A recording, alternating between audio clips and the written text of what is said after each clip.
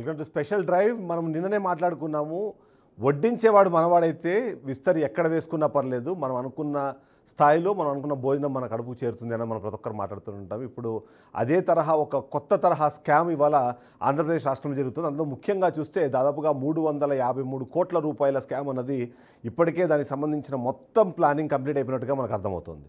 దానికి సంబంధించి కొన్ని కీలకమైన వివరాలు, చాలా కొద్దిగా ఇన్ఫర్మేషన్ నేను ఇవ్వబోతున్నాను. మనం నిన్ననే చెప్పాము, నిన్న చేసింది కేవలం స్టార్టింగ్ మాత్రమే. దీనికి సంబంధించి వరుస కథనాలు ఉండబోతున్నాయి. దీని వెనకాల ఉన్నవాళ్ళు, దీన్ని ముందు నడిపిస్తున్న వాళ్ళు, దీనికి ఫేస్ ఆఫ్గా మాట్లాడుతున్న వాళ్ళు అందరూ కూడా తెరపైకి రాబోతున్నారు.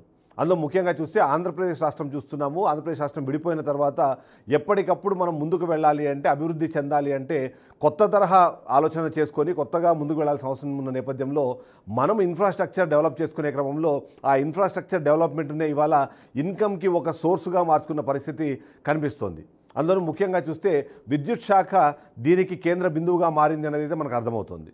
అందులో భాగంగా మనం చూస్తే మాత్రం ఏదైతే ఆంధ్రప్రదేశ్ రాష్ట్రానికి సంబంధించిన సదరన్ పవర్ డిస్ట్రిబ్యూషన్ లిమిటెడ్ ఏదైతే ఉందో దానికి సంబంధించి ఒక కొత్త తరహా స్కామ్ అన్నది తెరపైకి రాబోతుంది. ఇది కొత్త తరహా స్కామ్ అనడానికి ఏం లేదు. ఇలాంటి స్కామ్లు గతంలో కూడా జరిగాయి. కానీ ఎంతో కొంత కొత్త ప్రభుత్వం వచ్చిన తర్వాత అవినీతి రహిత రాష్ట్రంగా ఇది ఉంటుంది. అవినీతి లేకుండా దీన్ని ముందుకు తెలుసుకువెళ్తారు అని ప్రతి ఒక్కరూ భావిస్తున్న నేపథ్యంలో ఈ స్కామ్ వెనకాల ఎవరున్నారు, ఈ స్కామ్ను నడిపే విధానంలో కొత్త తరహా ప్లానింగ్ ఎలా జరిగిందన్న విషయాన్ని కూడా నేను చెప్పే ప్రయత్నం చేస్తాను. నిన్న నేను చెప్పింది కేవలం ఏం జరిగింది స్కామ్కు సంబంధించి అని.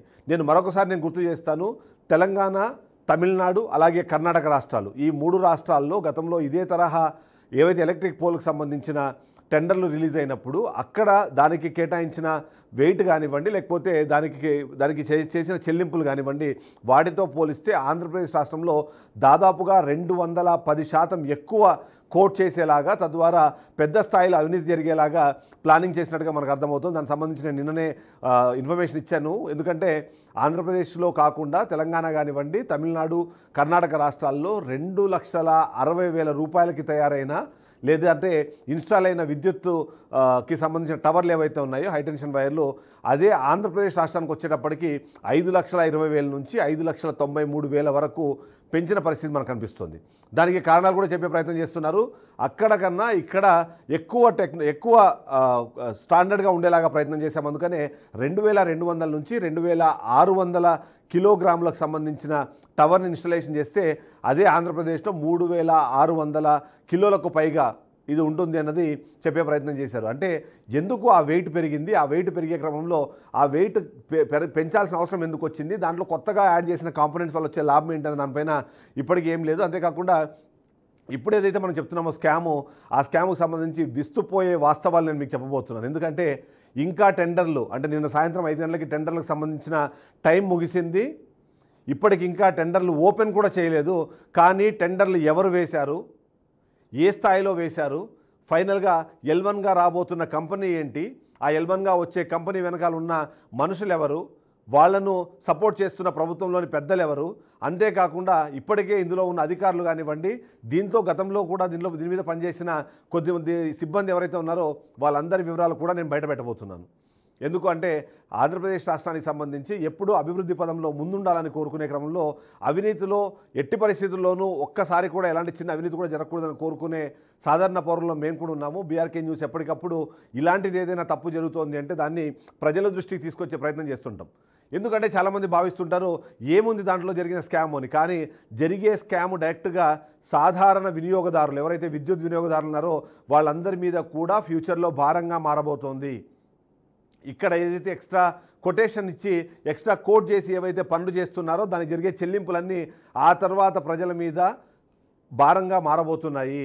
ఇప్పటికే దాదాపుగా 50 నుంచి 60,000 కోట్ల రూపాయలకు సంబంధించిన భారాన్ని ఆంధ్రప్రదేశ్ రాష్ట్ర ప్రజలు భరిస్తున్న నేపథ్యంలో దానికి తోడుగా మరొక 353 కోట్లు యాడ్ అయ్యే పరిస్థితి ఉంది. కాబట్టి దాన్ని ఆపే ప్రయత్నం చేస్తున్నాము. నిజంగానే 353 కోట్లు కావచ్చు, లేకపోతే ఎన్ని వందల కోట్లైనా సరే అది ప్రజలకి ఉపయోగకరమైతే మాకు ఎలాంటి అభ్యంతరం లేదు. కానీ దీన్ని కేవలం అవినీతికి కేరాఫ్గా మార్చే ఒక్క ఉద్దేశంతోనే ఎలాంటి అనుమతులు లేకుండా మనం నిన్న కూడా చూసాము. వెంకటరామరెడ్డి మనతో పాటు లైవ్లో మాట్లాడారు. ఆయన చెప్పిన ప్రకారము 10 రోజుల క్రితం ఫలితమే మేము దీనికి సంబంధించిన కాస్ట్ డేటాతో కంపేర్ చేసి దాన్ని రిజెక్ట్ చేసాం మేము. ఆ తర్వాత ఎలా టెండర్ వచ్చింది, టెండర్ ఎలా ముందుకెళ్తుంది అన్నది దాని మీద మాకు సమాచారం లేదు అనే విధంగా చెప్తున్న నేపథ్యంలో ఏంటి అసలు ఏం జరుగుతుంది ఆంధ్రప్రదేశ్ రాష్ట్రంలో?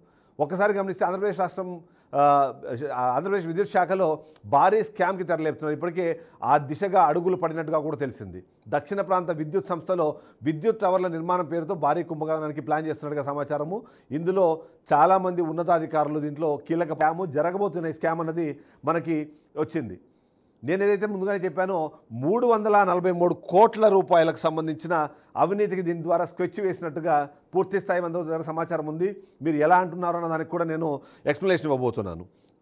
మనం చూస్తే ఈ 353 కోట్లు ఏమవుతుంది అని అనే దానికన్నా ధరలు నిర్ణయించకుండానే ఏదైతే టెండర్ ప్రక్రియ ఉందో దాన్ని పూర్తి చేశారు. ఎందుకంటే ఏదైనా సరే ఒక టెండర్ స్టార్ట్ అయినప్పుడు టెండర్ సంబంధించిన ఆర్ఎఫ్పీలో చాలా క్లియర్గా దానికి సంబంధించిన లిమిటేషన్స్ ఏంటి, ఏ కంపెనీలు వీటిలో బిడ్డింగ్ పాల్గొనగలుగుతాయి, గతంలో వాళ్ళు చేసిన ఎక్స్పీరియన్స్ ఏంటి, ఆ ఎక్స్పీరియన్స్ సంబంధించిన కొన్ని పాయింట్స్తో పాటు ఏ ధర, బేసిక్ ధర ఏ ధర ఉండబోతోంది అనే విషయానికి సంబంధించి కూడా ఏదైనా సరే టెండర్ నోటీస్లో ఉంటుంది. కానీ ఇక్కడ మాత్రం ధరలు నిర్ణయించకుండానే టెండర్ అనేది ముగిసింది. అది కూడా నిన్న సాయంత్రమే ముగిసింది. ఈ టెండర్ ప్రాసెస్ మొత్తం ఏవైతే ఉంటాయో సీల్డ్ కవర్లలో వాటికి సంబంధించిన టెండర్ డాక్యుమెంట్స్ని నిన్ననే సబ్మిట్ చేసేసారు. సబ్మిట్ చేసిన తర్వాత ఇక్కడ మీకు దిస్ ఈజ్ ద పాయింట్ మీరు గుర్తుపెట్టుకోవాల్సింది, కేవలం ఈ బిడ్డింగ్ టెండర్ ప్రక్రియలో పాల్గొన్నది కేవలం 3 కంపెనీలు. 3 కంపెనీలు మాత్రమే ఇందులో బిడ్డింగ్లో పాల్గొన్నాయి. బిడ్డింగ్లో పాల్గొనే క్రమంలో కూడా ముందుగానే డిసైడ్ అయిపోయాయి. ఈ 3 కంపెనీలు ఏవైనా డీటెయిల్స్ నేను మీకు ఇచ్చే ప్రయత్నం చేస్తాను. ఒకసారి వాటిని చూస్తే 3 కంపెనీలు ఉన్నాయి. మొదటి కంపెనీ సన్షైన్ కన్స్ట్రక్షన్స్, రెండో కంపెనీ క్రియేటివ్ టెక్నాలజీస్, మూడో company Shri Lakshmi Narasimha Constructions. Sunshine Infra ఏదైతే ఉందో సన్షైన్ ఇన్ఫ్రాకి సంబంధించి అది కూడా బిడ్డింగ్లో పాల్గొంది. కేవలం 3 కంపెనీలు మాత్రమే బిడ్డింగ్లో పాల్గొన్న నేపథ్యంలో మొదటిది సన్షైన్ ఇన్ఫ్రాటెక్ అనే కంపెనీ దీంట్లో బిడ్డింగ్లో పాల్గొన్నది. అంతేకాకుండా ఏదైతే శ్రీ లక్ష్మీ నరసింహ కన్స్ట్రక్షన్స్ అనే కంపెనీ ఉంది, అంతేకాకుండా మరొక కంపెనీ క్రియేటివ్ టెక్నాలజీస్ అనే కంపెనీ కూడా దీంట్లో పార్టిసిపేట్ చేస్తున్న నేపథ్యంలో కేవలం ఈ 3 కంపెనీల నుంచి మాత్రమే, అగైన్ మళ్ళీ చెప్తున్నాను, కేవలం 3 కంపెనీల నుంచి మాత్రమే బిడ్డింగ్ ప్రక్రియలో వీళ్ళు మాత్రమే పాల్గొన్నారు. అలా అని ఈ 3 కూడా కాంపిటేటివ్ బిడ్డింగ్స్ అనుకుంటున్నారేమో. ఒకవేళ మీరు అలా అనుకుంటే మాత్రం మీరు పప్పులో కాలేసినట్టు. ఎందుకంటే ఈ 3 కూడా ఒకరి చేతనే ప్రేరేపింపబడింది. ఆ 3 వ్యక్తులు, ఒకరు కాదు 3 వ్యక్తులు దీన్ని వెనకాల నుండి నడిపించారు. వీళ్ళని వెనకాల నుండి నడిపించే క్రమంలో కూడా కీలక పాత్ర పోషించారు. ఆ 3 పేర్లు నేను ఇప్పుడు రివీల్ చేస్తున్నాను. ఆ 3 పేర్లు మనం గమనిస్తే, ఒకటి రమేష్ రెడ్డి, రామ్ ప్రసాద్, కృష్ణప్రసాద్. ఈ 3 వ్యక్తులే పూర్తి స్థాయిలో ఈ మొత్తం బిడ్డింగ్ ప్రక్రియని కాన్సన్ట్రేట్ చేయడం కానివ్వండి, దాన్ని కంప్లీట్ చేసే ప్రయత్నం చేస్తున్నారు కానివ్వండి. మొత్తం 3 వ్యక్తులు, రమేష్ రెడ్డి, రామ్ ప్రసాద్ అలాగే కృష్ణప్రసాద్. ఈ 3 కంపెనీలని ప్రేరేపించింది, వాళ్ళతో డిస్కస్ చేసింది, ఎవరు ఎంత రేటుకి బిడ్డింగ్ వేయాలి, ఫైనల్గా ఏ కంపెనీకి బిడ్డింగ్ రావాలి, ఈ 3 విషయాల్ని డిసైడ్ చేసింది, డిజైన్ చేసింది, డైరెక్ట్ చేసింది కూడా పూర్తి స్థాయిలో ఈ 3 వ్యక్తులు మాత్రమే. రమేష్ రెడ్డి, రామ్ ప్రసాద్ అలాగే కృష్ణప్రసాద్. వీళ్ళు 3 మాత్రమే ఈ మొత్తాన్ని నడిపించారు. ఈ మొత్తాన్ని నడిపించే క్రమంలో ఎవరైతే మనం మాట్లాడుకుంటున్నామో మరికొంతమంది కూడా కీలకమైన పాత్ర పోషిస్తున్నారు. ఆ కీలకమైన పాత్ర పోషిస్తున్న అధికారులు చాలా క్లియర్గా మనకు తెలుస్తోంది. ఈ మొత్తం టెండర్ ప్రక్రియను మనం గమనిస్తే కేవలం ఈ 3 కోసం మాత్రమే ఇది నడిచిందా, ఈ 3 చెప్పినట్టుగానే నడిచిందా, ఈ 3లో ఏదైతే డిసైడ్ చేసిన ఫ్యాక్టర్ ఉందో దాని ప్రకారమే నడిచిందన్న కూడా చాలామందికి అనుమానాలు ఉన్నాయి. దానికి సంబంధించి కూడా కొన్ని ఎక్స్ప్లెనేషన్ మనం ఇచ్చే ప్రయత్నం చేస్తాము. అంతేకాకుండా ఈ మొత్తం దీన్ని చూసినప్పుడు అధికారుల పాత్ర లేకుండా ఇది కంప్లీట్ అవ్వదు అన్నది చాలామందికి తెలుసు. ఇప్పుడు మనకున్న సమాచారం ప్రకారము దీనికి సంబంధించిన పూర్తి సమాచారం CMD సంతోష్ రావుకి, డైరెక్టర్ ఆఫ్ ప్రాజెక్ట్ ఎవరైతే ఉన్నారో ఆయుబ్ ఖాన్, వాళ్ళిద్దరికీ కూడా పూర్తి స్థాయిలో దీని మీద నాలెడ్జ్ ఉంది. పూర్తిగా నాలెడ్జ్ ఉండడంతో పాటు దీనికి సంబంధించి ఎలా వెళ్ళాలి అన్న విషయం పైన కూడా నేను చెప్పిన 3 రమేష్ రెడ్డి కానివ్వండి, 3కి కూడా డైరెక్ట్ చేసింది కూడా ఈ ఇద్దరే అన్న సమాచారం కూడా మనకు ఉంది. అంతేకాకుండా గత కొంతకాలంగా మనం చూస్తున్నాము, కొన్ని రకాల ఆరోపణలు మనకు వినిపిస్తున్నాయి. ముఖ్యంగా విద్యుత్ సంస్థకు సంబంధించి గత ప్రభుత్వ హయాంలో జరిగిన కొన్ని అవినీతులకు సంబంధించిన డిస్కషన్ కూడా జరుగుతున్న నేపథ్యంలో వీరిద్దరి పాత్ర సుస్పష్టంగా దీంట్లో ఉన్నది. అందులో భాగంగానే ఈ మరో 3 కలిసి కేవలం 3 కంపెనీలతో టెండర్ ప్రక్రియను పూర్తి చేసి ఆ 3 కంపెనీల్లో ఒక కంపెనీకి మాత్రమే టెండర్ దక్కేలాగా ప్లానింగ్ చేసి ఆ టెండర్ దక్కించుకునే కంపెనీ పేరుతో సహా నేను చెప్పొద్దు, ఎందుకంటే నేను అగైన్ అండ్ అగైన్ చెప్తున్నాను. నిన్న సాయంత్రం 5 గంటలకి ఈ టెండర్ ప్రక్రియ పూర్తయింది. 20వ తారీఖు రోజున వీటిని స్క్రూటినీ కోసం ఓపెన్ చేస్తారు. స్క్రూటినీ తర్వాత కేవలం ఒక కంపెనీ మాత్రం ఏదైతే బెస్ట్ లోయెస్ట్ బిడ్డింగ్ ఏదైతే ఉందో దానికి ఈ మొత్తం కాంట్రాక్ట్ని అప్పచెప్తారు. ఆ కాంట్రాక్టు ఎవరికి రాబోతోందో కూడా నేను చెప్పబోతున్నాను. ఇది ఖచ్చితంగా జరిగి తీరబోతోంది. ఎందుకు అంటే మన దగ్గర పూర్తి సమాచారం ఉంది. దీని మీద పూర్తి స్థాయిలో మనము వర్కౌట్ చేసాము. వీటన్నిటి వెనకాల ఇంకొక కీలకమైన అంశం కూడా మనకు కనిపిస్తోంది. చీఫ్ సెక్రటరీ అలాగే శాఖకు సంబంధించిన ప్రిన్సిపల్ సెక్రటరీ కూడా ఉన్నారు అంటూ కొన్ని వార్తలు వినిపిస్తున్నాయి. ఇదైతే మనకు ఖచ్చితంగా తెలియాల్సిన అవసరం ఉంది. దీని మీద మనం క్రాస్ చెక్ చేసుకుంటున్నాము. దానికి సంబంధించిన ఆధారాలు కూడా మనం కలెక్ట్ చేసే ప్రయత్నం చేస్తున్నాం. ఓవరాల్గా చూస్తే టెండర్ లొసుగుల వెనుక ఈ కంపెనీకి ఏదైతే ఈ డిపార్ట్మెంట్కి సంబంధించిన కీలకమైన అధికారులందరూ కూడా వాళ్ళందరూ కీలక పాత్ర పోషించి దీన్ని ముందుకు నడిపించారు అన్నది మనకు అర్థమవుతుంది. సో ఇదంతా జరుగుతున్న నేపథ్యంలో ఎందుకు ఇంత చేస్తున్నారు, దీనివల్ల లాభం ఏంటంటే దాదాపుగా 210% పెంచి టెండర్లను పిలవడం కానివ్వండి, ఆ పెంచిన రేటుకి వాళ్ళు సెలెక్ట్ చేసిన వాళ్ళు ఏదైతే కంపల్సరీ కంప్లీట్ చేస్తారనుకున్నారో ఆ కంపెనీకే టెండర్ దక్కేలాగా ప్లాన్ చేసిన పరిస్థితి మనకు చాలా క్లియర్గా అర్థమవుతుంది. సో అంతేకాకుండా ఇది జరిగే క్రమంలో కూడా వేరే కంపెనీలు ఏవి పాల్గొనకుండా ఆర్ఎఫ్పిని డిజైన్ చేసేటప్పుడే కేవలం ఒక కంపెనీకి లేదా 2 కంపెనీలు మాత్రమే ఎలిజిబిలిటీ వచ్చేలాగా, మిగిలినవి అయితే టెక్నికల్ వెరిఫికేషన్లోనూ లేకపోతే కమర్షియల్ ఏదైతే వాళ్ళకి సంబంధించిన రెవెన్యూ దానికి సంబంధించిన దాంట్లోనూ రిజెక్ట్ అయ్యేలా కూడా ప్లానింగ్ చేసినట్టుగా మనకు సమాచారం ఉంటుంది. అందుకనే వేరే కంపెనీలు ఏవి ఈ బిడ్డింగ్లో పాల్గొనకుండా టెండర్ ప్రక్రియను పూర్తి చేసేలాగా పూర్తి స్థాయిలో డిస్కషన్ చేసుకొని ఆ తర్వాతనే ఆర్ఎఫ్పి రిలీజ్ చేసినట్టుగా మనకు అనిపిస్తుంది. ఎందుకు ఇంత అవసరం ఏముంది అని అంటే, యూజువల్గా మనం చూస్తుంటాము అర్బన్ ఏరియాస్లో ఇప్పటికీ, అంటే నగరాలు కానివ్వండి అలాగే పట్టణాల్లో ఇప్పటికీ ఈ మొత్తం ఎలక్ట్రికల్ వ్యవస్థ అనేది అస్తవ్యస్తంగా ఉంది. దాన్ని ఇంకా పూర్తి స్థాయిలో ఆధునీకరించకుండానే, దాన్ని పూర్తి స్థాయిలో రెగ్యులరైజ్ చేయకుండానే ఎందుకు దాన్ని పక్కన పెట్టి మరీ టెండర్ చేశారు. ఈ టెండర్ చేసే క్రమంలో ఎందుకు గ్రామీణ ప్రాంతాల్లో ఉండే వాటి మీద కాన్సన్ట్రేట్ చేయడానికి కారణం ఏంటి? నిజంగానే విద్యుత్ లైన్లకు సంబంధించిన ఏర్పాటు అంత ఆవశ్యకత ఉందా? ఇప్పటికిప్పుడు మన కొత్తగా పెరిగిన లోడ్ కానివ్వండి లేకపోతే దానికి సంబంధించిన రిక్వైర్మెంట్స్ ఏమన్నా ఉన్నాయంటే ఆ ప్రశ్నకు సమాధానం లేదు. కానీ కేవలం దీనికి ఉన్న అవకాశం కానివ్వండి, పరిస్థితి కానివ్వండి ఒకటొకటి అనిపిస్తుంది. అదేంటంటే అవినీతికి తెర తీయాలి, ఆదాయాన్ని పెంచుకోవాలంటే ఒక మార్గాన్ని అన్వేషించాలి. ఆ మార్గాన్ని అన్వేషించే క్రమంలో సామాన్య ప్రజలకు సంబంధించి ఎక్కువగా కాన్సన్ట్రేషన్ లేనివి కానివ్వండి లేకపోతే ఎక్కువగా ప్రజల మధ్యలో డిస్కషన్ జరగని ఒక వ్యవస్థనో లేకపోతే ఒక శాఖనో ఎంచుకోవాలనుకున్నా దాంట్లో విద్యుత్ సంస్థ అన్నది వాళ్ళకి చాలా ఈజీగా కనిపించింది. ఎందుకంటే మొదటి పాయింట్ మనం చూస్తే దీనికి సంబంధించిన టెండర్ ప్రక్రియలు కానీ ఇవన్నీ చాలా గుట్టుగా జరుగుతాయి. సామాన్య ప్రజలు దీనికి సంబంధించిన డిస్కషన్ ఉండదు. అంతేకాకుండా రోడ్లు కానివ్వండి, భవనాలు కానివ్వండి లేకపోతే ఇతరత్ర వాటికి చేసినప్పుడు సామాన్య ప్రజలు దానికి కనెక్టెడ్గా ఉంటారు కాబట్టి అక్కడ ఏం జరుగుతుంది లేకపోతే దానికి సంబంధించిన క్వాలిటీ మీద డిస్కషన్ జరుగుతుంది. కానీ అలాంటివన్నీ ఏమీ లేకుండా చాలా సింపుల్గా దీన్ని తెరదీసే ప్రయత్నం చేస్తారు. అందులో భాగంగానే విద్యుత్ సంస్థకు సంబంధించిన వాటిని ఇక్కడ ఇలా నడిపించే ప్రయత్నం చేస్తున్నారు. సో ఇక్కడ నేను ముందుగానే చెప్పాను, 3 సంస్థలు మాత్రమే బిడ్డింగ్లో పాల్గొనేలా. ఈ బిడ్డింగ్లో పాల్గొన్న తర్వాత ఒక కంపెనీ మాత్రమే ఫైనల్గా L1గా నిలబడాలి. ఆ L1గా నిలబడే కంపెనీ ఏదైతే ఉందో మనము ఆల్రెడీ ఇప్పటికే చెప్పిన నెంబర్ ప్రకారము 353 కోట్లకి బిడ్డింగ్ వేసేలాగా, ఆ బిడ్డింగ్ వేసే క్రమంలో కూడా దాన్ని ప్రశాంతంగా వీళ్ళు అనుకున్నట్టుగా దాన్ని నడిపేందుకు అవసరమైన చర్యల్ని చేపట్టిన పరిస్థితి మనకు కనిపిస్తోంది.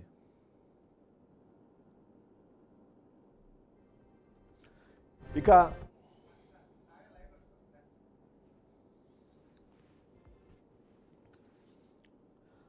మనం చూస్తున్నాము ఏదైతే ఇంత భారీ స్కాము చాలా సింపుల్గా ఇంకొక వ్యక్తికి తెలియకుండా చాలా ఈజీగా నడిపించే ప్రయత్నం ఎందుకు జరిగింది? దీనికి ఆన్సర్ అయితే మనకు ఆల్రెడీ తెలుస్తుంది. ఇందులో ఏదైతే అవినీతి ఉందో అవినీతికి సంబంధించి, ఎందుకంటే మనకున్న సమాచారం ప్రకారము ఇతరత్ర రాష్ట్రాల్లో ఇప్పటికే కంప్లీట్ అయిపోయిన ఈ ప్రాజెక్టులు మనం చూసినప్పుడు వాటితో కాస్ట్ కంపారిజన్ కానివ్వండి లేకపోతే క్వాలిటీ కంపారిజన్ చేసినప్పుడు ఖచ్చితంగా 200% పైగా పెరిగేలాగా జరిగినట్టుగా మనకు అనిపిస్తుంది. 353 కోట్లలో దాదాపుగా 170 నుంచి 190 కోట్ల రూపాయలు చేతులు మారడానికి అవకాశం ఉన్నట్టుగా మనకు సమాచారం ఉంది. సో ఈ 150 నుంచి 190 కోట్ల రూపాయలు చేతులు మారాలి అంటే పూర్తి స్థాయిలో దీన్ని పర్ఫెక్ట్గా ఎగ్జిక్యూట్ చేయాలనే ప్రయత్నం చేశారు. అందులో భాగంగానే ఇదంతా జరిగినట్టుగా మనకు అనిపిస్తుంది. ఒకసారి మా మా ప్రతినిధి దగ్గరికి వెళ్దాం, ఒకసారి వెళ్దాము. అసలు ఏం జరుగుతోంది, దీనికి సంబంధించి దాని దగ్గర ఉన్న సమాచారం ఏంటి అనేది. సాగర్, మనం చూస్తున్నాము, అంటే చాలా పెద్ద స్కాము, కానీ చాలా ఈజీగా కంప్లీట్ చేయగలిగే స్కాము. అంతేకాకుండా టెండర్ ప్రక్రియ కానివ్వండి, ఇవన్నిటిని కూడా ఒకవేళ కామన్ పర్సన్ చూసినప్పుడు ఒక టెండర్ జరిగింది, ఆ టెండర్లో కొద్దిమంది పాల్గొన్నారు, అందులో లోయెస్ట్ బిడ్డింగ్ ఎవరైతే ఇచ్చారో వాళ్ళకి ఇచ్చారు, ఇందులో అవినీతి ఏముంది అని ఈజీగా మాట్లాడుకునేలాగా మొత్తం ప్లాన్ చేశారు. మీరు ఎలా చూస్తారు, మీరు దీన్ని ఎట్లా విశ్లేషిస్తారు?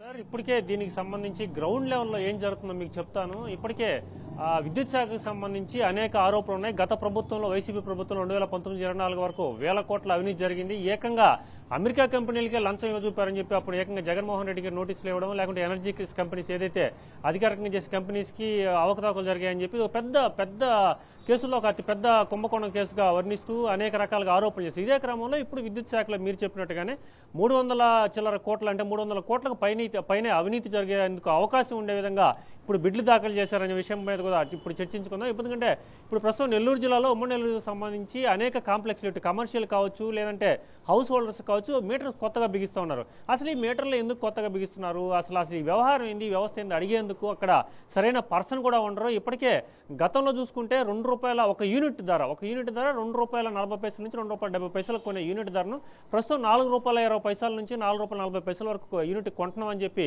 ప్రభుత్వం సూచనప్రాయంగా తెలియజేస్తుంది. అంటే డబుల్ అయినట్టు, ఆల్మోస్ట్ ₹2 ₹4 అయినట్టు డబుల్ అయినట్టు.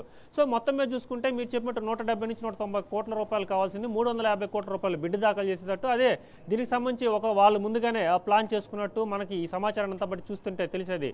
సో మొత్తం మీద ఇవన్నీ పెద్ద వ్యవహారం, పెద్ద కుంభకోణం వ్యవహారంగా మనం చూస్తూ ఉన్నాం. ముఖ్యంగా చూసుకుంటే విద్యుత్ గత 3 నెలలుగా మనం ఎక్కడికి వెళ్ళినా కూడా గ్రౌండ్ లెవెల్ అనేక మందితో కూడా మనం కలుస్తూ ఉంటాం. రైతులు కావచ్చు, అలాగే ఇటు కమర్షియల్ వ్యాపారస్తులు, అన్ని రంగాలు, అన్ని శాఖల వారితో కూడా కలుస్తూ ఉంటాం. వారు చెప్పే మాట ఒకటే మాట, గతంలో 500 నుంచి 600 వచ్చే బిల్లులు ఇప్పుడు ప్రస్తుతం 1000 నుంచి 1200 రూపాయలు వస్తూ ఉన్నాయి.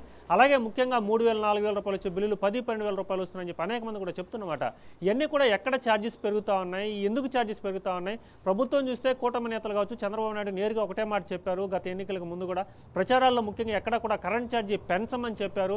కరెంట్ ఛార్జీ పెంచే ప్రసక్తే లేదని చెప్పిన తర్వాత కూడా ఇటీవల ఈ విద్యుత్ శాఖకు సంబంధించిన గొట్టిపాటి రవికుమార్ ఎవరైతే ఉన్నారో మంత్రి, కాకినాడలో కూడా పర్యటిస్తూ మన ప్రతినిధి కూడా నేరుగా చెప్పడం జరిగింది, ఎక్కడ విద్యుత్ ఛార్జీలు పెంచడం లేదని. మరి విద్యుత్ ఛార్జీలు ఎక్కడ పెంచనప్పుడు 500 1000 ఎందుకు వస్తుంది, 4000 8000 ఎందుకు వస్తుంది? అలాగే ముఖ్యంగా చూసుకుంటే ఈ స్మార్ట్ మీటర్ల పేరుతో అనేక మొత్తం కూడా వ్యవస్థ అంతా చేంజ్ చేస్తూ ఉన్నారు. ఇవన్నీ ఎందుకు చేస్తూ ఉన్నారు, అసలు ఎక్కడ లోపం జరుగుతూ ఉంది, ఇదంతా కూడా మొత్తం కూడా ఒకసారి బేరీజ్ చేసుకోవాల్సి ఉంటుంది. సామాన్యులు నేరుగా కూడా ఎవరిని అడిగే పరిస్థితి ఇక్కడ ఉండదు. ఎందుకంటే విద్యుత్ శాఖ వారిని అడిగితే ఇది ఉన్నతాధికారులు లేదంటే పైన మేనేజ్మెంట్ ఎవరైతే ఉన్నారో వారి మీద చెప్తారు తప్ప.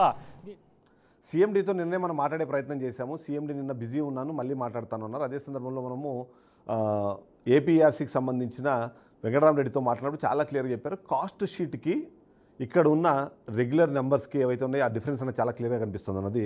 నేను ఇప్పుడే సీఎండీ గారికి మరొకసారి మాట్లాడే ప్రయత్నం చేశాను, ఆయనకి కాల్ చేశాను. నిన్నైతే ఆన్సర్ చేశారు, ఇవాళ ఆన్సర్ కూడా చేయలేదు. సో మేబీ ఆయన ఒకవేళ ఈ లైవ్ కానీ ఒకవేళ చూస్తుంటే సార్ దయచేసి మీరు ఆన్సర్ చేయండి, బికాజ్ ఎందుకంటే మాకు కొన్ని అనుమానాలు ఉన్నాయి, మా దగ్గర కొన్ని ఆధారాలు ఉన్నాయి, దానికి సంబంధించి నేను మిమ్మల్ని కొన్ని ప్రశ్నలు అడగాలనుకుంటున్నాను. నిజంగానే ఇక్కడ ఎలాంటి స్కాము జరగలేదు అనుకుంటే నేను చెప్తున్నట్టుగా ఈ 3 కంపెనీలు కాకుండా వేరే కంపెనీలు ఏమైనా బిడ్డింగ్లో పాల్గొన్నాయా, లేకపోతే నేను చెప్తున్నట్టుగా కేవలం 3 కాకుండా ఇంకా ఎక్స్ట్రా కంపెనీస్ ఏమైనా పాల్గొన్నాయా, దానికి సంబంధించి ఖచ్చితంగా వివరాలు ఇవ్వాల్సిన బాధ్యత మీకు ఉంటుంది. ఎందుకంటే ఈ మొత్తం స్కామ్ ఏదైతే ఉందో, ఈ స్కామ్ జరగాలన్న ప్లానింగ్ జరిగినా, లేకపోతే జరిగేందుకు ఎలాంటి కసరత్తు జరిగినా సరే అందులో మీ పాత్ర లేకుండా జరిగే అవకాశం లేదు అనే విధంగానే సామాన్య ప్రజలందరూ మాట్లాడుకుంటారు. అంతేకాకుండా ఈ బాధ్యత మీలో ఉంటుంది. ఎందుకంటే ప్రజలకు సంబంధించిన డబ్బులని మీరు వాచ్డాగా ఉండి కాపాడాల్సిన బాధ్యత మీకు ఉంటుంది. కానీ మాకున్న సమాచారం ప్రకారం దాదాపుగా 350 కోట్ల రూపాయలు, అందులో 170 నుంచి 190 కోట్ల రూపాయలు స్కామ్ జరిగే అవకాశం ఉందని మా దగ్గర ఉన్న సమాచారం నేపథ్యంలో నేను మిమ్మల్ని ప్రశ్నించాలనుకుంటున్నాను. దయచేసి మీరు ఆన్సర్ చేయండి. నేను మీకు మెసేజ్ కూడా పెడుతున్నాను దీనికి సంబంధించి. ఎందుకంటే నిన్ననే నేను మీతో మాట్లాడాను, దీనికి సంబంధించి కొన్ని ప్రశ్నలు అడగగానే మీరు నేను బిజీగా ఉన్నాను, నేను మీటింగ్లో ఉన్నాను, మళ్ళీ కాల్ చేస్తానని చెప్పి మీరు పెట్టేశారు. సో ఇప్పుడు మీరు ఆన్సర్ చేయాల్సిన బాధ్యత ఉంది కాబట్టి ఒకసారి ఆన్సర్ చేసే ప్రయత్నం చేయండి. ఎందుకంటే నేను మరొకసారి రిపీట్ చేస్తున్నాను, 353 కోట్ల రూపాయల టెండర్ ప్రక్రియలో 170 నుంచి 190 కోట్ల రూపాయలు, 150 నుంచి 190 కోట్ల రూపాయలకు సంబంధించిన స్కామ్ జరిగే అవకాశం ఉన్న పూర్తి స్థాయి సమాచారం మా దగ్గర ఉంది.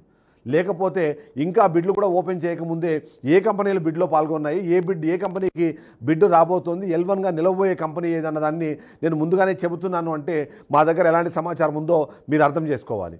అంతేకాకుండా ఈ మొత్తం స్కామ్ని కానివ్వండి, ఈ టెండర్ ప్రక్రియని మొత్తాన్ని ఎవరైతే పైనుంచి ఆపరేట్ చేస్తున్నారో, ఎవరైతే దీన్ని ఇన్స్ట్రక్ట్ చేస్తున్నారో, ఎవరైతే దీన్ని ముందుకు ఎలా వెళ్ళాలి, ఎప్పుడు వెళ్ళాలి, ఏ స్థాయిలో వెళ్ళాలన్న దాన్ని కంట్రోల్ చేస్తున్నారో వాళ్ళ డీటెయిల్స్తో సహా నేను చెప్తున్నానంటేనే మీరు అర్థం చేసుకోవచ్చు నా దగ్గర ఎలాంటి ఆధారాలు ఉన్నాయన్నది. ఎందుకంటే ఏదో క్యాజువల్గా చెప్పేయడమో లేదే బట్టలు కాల్చి మీది వేస్తే ఎవరిది వాళ్ళు కడుక్కుంటారని కాకుండా చాలా క్లియర్గా, చాలా కేటగారికల్గా నేను చెప్తున్నాను, విత్ ద ప్రూఫ్స్ నేను చెప్తున్నాను. కేవలం 3 కంపెనీలు మాత్రమే ఈ బిడ్డింగ్ ప్రక్రియలో పాల్గొనేలాగా, ఆ పాల్గొన్న దాంట్లో ఒక కంపెనీకి వచ్చేలాగా, ఆ కంపెనీ పేరు కూడా నేను చెప్తాను, ఆ కంపెనీకి సంబంధించి డీటెయిల్స్ కూడా నేను ఇస్తాను. ఎందుకంటే చాలా క్లియర్గా మనకు అర్థమవుతోంది. 3 వ్యక్తులు, రమేష్ రెడ్డితో పాటు మరో 2 వ్యక్తులు దీన్ని పూర్తి స్థాయిలో నడిపిస్తున్నారు. మనకు తెలుసు ఆ విషయం. ఆ 3 వ్యక్తులకు సంబంధించిన డీటెయిల్స్ కూడా నేను ఇవ్వబోతున్నాను. 3 కంపెనీలు దీంట్లో ఎందుకు పాల్గొన్నాయి, ఆ కంపెనీలు పాల్గొనే నేపథ్యంలో వాళ్ళకి ఎవరు ఇన్స్ట్రక్షన్స్ ఇచ్చారు, ఆ ఇన్స్ట్రక్షన్స్ ఎలా ఇంప్లిమెంట్ అవుతున్నాయన్నది మనకు అర్థమవుతుంది. అందులో ముఖ్యంగా చూస్తే సన్షైన్ కంపెనీ కానివ్వండి, క్రియేటివ్ టెక్నాలజీస్ కానివ్వండి, శ్రీ లక్ష్మీ నరసింహ కన్స్ట్రక్షన్స్ కానివ్వండి, ఈ 3 కంపెనీలకు సంబంధించి మన దగ్గర సమాచారం ఉన్న నేపథ్యంలో చాలా క్లియర్గా చెప్తున్నాను. సన్షైన్ ఇన్ఫ్రాటెక్ అనే కంపెనీ కూడా దీంట్లో పార్టిసిపేట్ చేసింది, క్రియేటివ్ టెక్నాలజీస్ అనే కంపెనీ పార్టిసిపేట్ చేసింది, శ్రీ లక్ష్మీ నరసింహ కన్స్ట్రక్షన్స్. ఈ 3 పార్టిసిపేట్ చేసి ఈ 3ని నడిపిస్తున్న పరిస్థితి మనకు కనిపిస్తోంది. ఈ 3 కంపెనీలని కూడా ఆపరేట్ చేస్తోంది, కంట్రోల్ చేస్తోంది రమేష్ రెడ్డి, రామ్ ప్రసాద్, అలాగే కృష్ణప్రసాద్. వీళ్ళ 3 దీన్ని ఆపరేట్ చేస్తున్నారు, కంట్రోల్ చేస్తున్నారు, ముందుగా డిజైన్ చేశారు, డిసైడ్ చేశారు ఎలా ముందుకు వెళ్ళాలి అన్నది. L1గా నిలబోయే కంపెనీ కూడా నేను చెప్పబోతున్నాను, శ్రీ లక్ష్మీ నరసింహ కన్స్ట్రక్షన్ అనే కంపెనీ L1గా నిలవబోతోంది. అతి తక్కువ బిడ్డింగు చేసిన కంపెనీగా శ్రీ లక్ష్మీ నరసింహ కన్స్ట్రక్షన్స్ నిలబడబోతోంది. అందులో భాగంగానే ఇప్పటికే దీనికి సంబంధించిన డిస్కషన్ అన్నది కేవలం ఈ శాఖ వరకే కాదు, ఇప్పటికే ప్రభుత్వంలో ఉన్న ఉన్నతమైన పదవుల్లో ఉన్న వ్యక్తులకి, నాయకులకు కూడా దీని మీద పూర్తి స్థాయిలో సమాచారం ఉంది. అందుకే మిన్నకున్నారు, ఎవరు మాట్లాడట్లేదు. మంత్రి గారికి సమాచారం లేకుండా, ఏపీఆర్సీకి సమాచారం లేకుండా, ఎవరికి ఎలాంటి సమాచారం లేకుండా ఎందుకు ఈ మొత్తం బిడ్డింగ్ ప్రక్రియ మొత్తం కంప్లీట్ అవుతుంది. ఆ బిడ్డింగ్ ప్రక్రియలో కేవలం లక్ష్మీ నరసింహ కన్స్ట్రక్షన్స్ అనే కంపెనీకి L1గా ఎలా సెలెక్ట్ చేయబోతున్నారు, దీనికి డైరెక్ట్గా ప్రభుత్వంలో ఉన్న పెద్దలకి పూర్తి స్థాయిలో దీని మీద సమాచారం ఉంది. ప్రభుత్వ పెద్దలే వెనకాల నుండి దీన్ని నడిపిస్తున్నారు. ఆ నడిపించే క్రమంలో ప్రజల డబ్బులని ఓవైపు దోచుకోవడమే కాకుండా తర్వాత వాటిని అదే ప్రజల మీద భారంగా మార్చే అవకాశం ఉంది. నా బాధల్లా ప్రజలు బాధపడబోతున్నారు, ఆ భారాన్ని ప్రజలు ఫ్యూచర్లో మోయబోతున్నారు. మీరు సంపాదిస్తున్న ఈ 170 నుంచి 190 కోట్ల రూపాయలు మీ జేబుల్లోకి రావడంతో పాటు మళ్ళీ ఈ డబ్బులని ప్రజల నుంచి కలెక్ట్ చేస్తారు. ఇప్పుడు అవసరం లేని విద్యుత్ లైన్లు ఎందుకు మీరు క్రియేట్ చేస్తున్నారు? ఓవైపు పట్టణాల్లో కానివ్వండి, నగరాల్లో కానివ్వండి, ఇప్పటికీ అస్తవ్యస్తంగా ఉన్న ఆ విద్యుత్ లైన్లను కానివ్వండి, విద్యుత్ సంస్థల్ని కానివ్వండి, వాటిని మంచిగా చేసుకోకుండా ఎందుకు ఎక్కడో గ్రామీణ ప్రాంతంలో, అది కూడా 16 అడుగుల టవర్స్ వేయాల్సిన ప్లేస్లో 19 అడుగుల టవర్లు ఎందుకు వేస్తున్నారు? ఎత్తైన ప్రాంతాల్లో పెట్టాల్సిన టవర్లని మీరు ఎందుకు ఎత్తైన ప్రాంతాల్లో కాకుండా డిజైనింగ్ చేసే ఆ ప్రయత్నంలో డిఫరెంట్గా మీరు ఎందుకు నడిపిస్తున్నారు?